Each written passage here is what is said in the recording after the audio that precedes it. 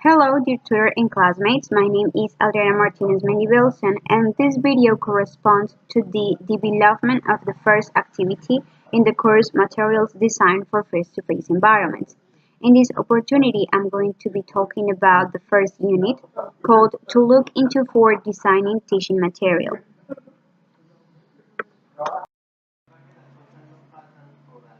The first question to answer is, what should English language learning materials have?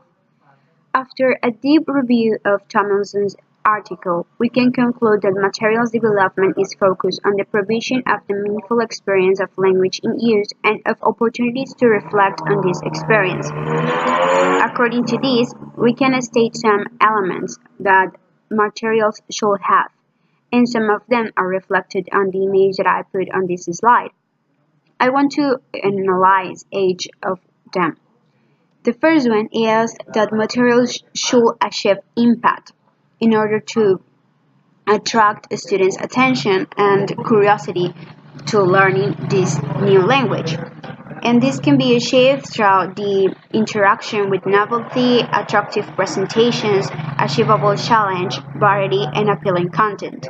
But it's also necessary for materials readers and writers that we need to know context about the target language in order to choose well what could attract the attention of the learners.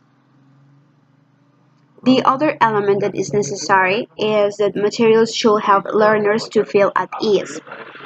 And this is something that I agree a lot, because just as Gulay, Board, and Krashen conclude, saying the less anxious the learner, the better the language acquisition proceeds, the affective skills can have a lot of input on our learning, and if we put attention on it, we can help a lot to improve learners' learning process. The other element is that materials should help learners to develop confidence. And for this, we should apply challenging activities that push learners slightly beyond their existing proficiency, making them feel sure and comfortable about the language used in different contexts and applying all the skills involved, just as listening, speaking, reading, and writing, not just one of them. The other element to take into account is that materials should require and facilitate learners' self-investment. This is necessary because it can provide students with the several strategies and knowledge.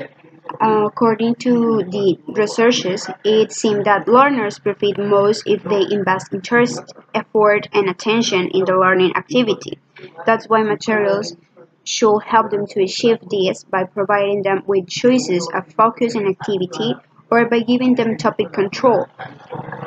Also, other ways to get this element is involving the learners in mini projects or supplementary finding materials for particular units, and giving them responsibility for making decisions about which task, involving them in their own learning process. And the next element into materials construction is that materials should take into account that the learners differ in learning styles. Not everyone learns in the same way or with the same resources and strategies. So we need to take into account this fact in order to be able to design more accurate materials regarding students' needs, preferences, and styles. And finally, the last element to take into account is materials should not rely too much on controlled practice. Alice, an author in the year 1990, affirms that controlled practice appears to have little long-term effect on the accuracy with which new structures are performed.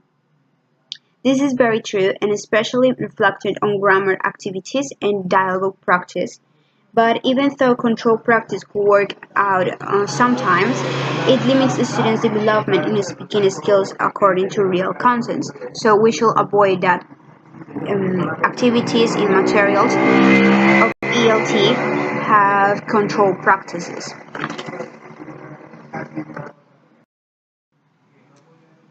The next question is proposals for principal approaches to the development of ELT materials.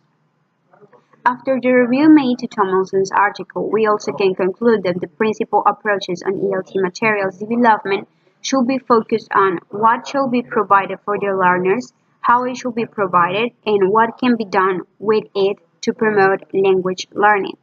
According to these, I want to state three different principal approaches that are necessary in this process.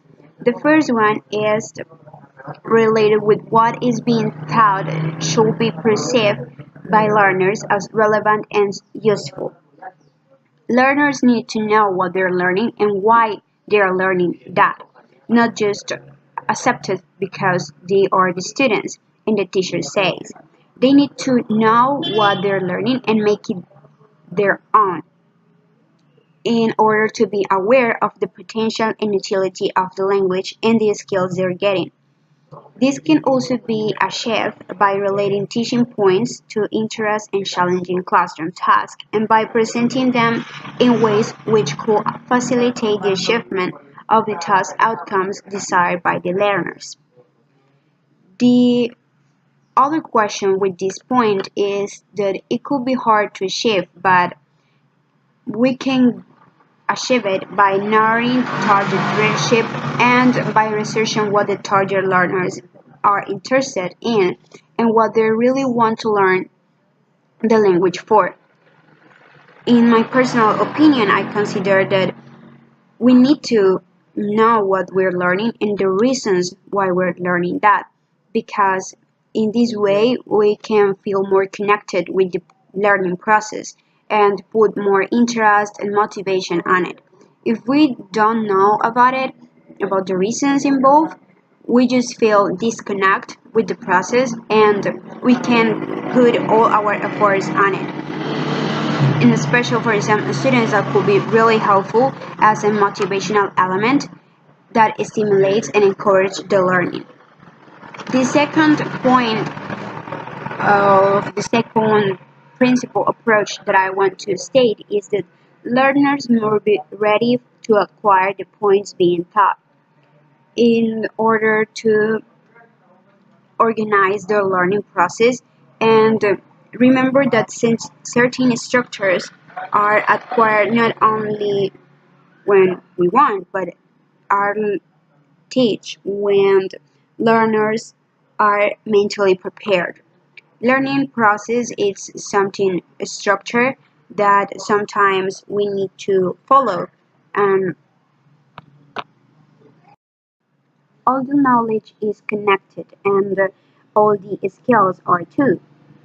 So we need to take into account these two. Finally, the last element that I want to point out is that learners' attention should be drawn to linguistic features of the input. This doesn't refer that we need to go back to base our materials on grammar-based teaching style. It's most related with the promotion of approaches that help learners to roll the gap between their use of specific features of the language and the way their features are used by native speakers. Thank you so much for watching this video and I hope you could understand me and learn a little more about this topic. Thank you so much.